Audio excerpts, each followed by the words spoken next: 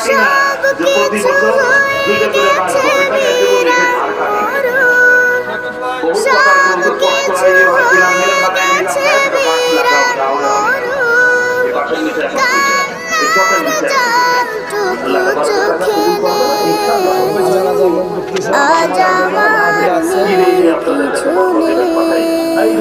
আমারও ছিল সব একদিন, আজ আমার নেই কিছু নেই।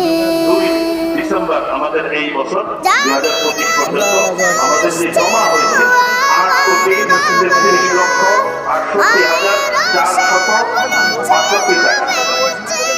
আরো জোরে বলেন আলহামদুলিল্লাহ।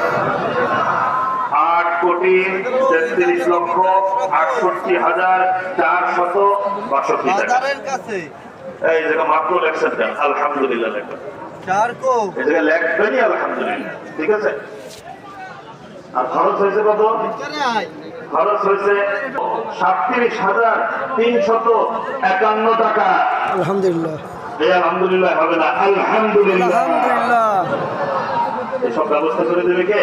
আল্লাহ। এই যে এত টাকা আছে আল্লাহ তাবারক ওয়া তাআলা ব্যবস্থা করে দেবে। প্রায় 1.5 কোটি টাকার মতো আমরা আছি।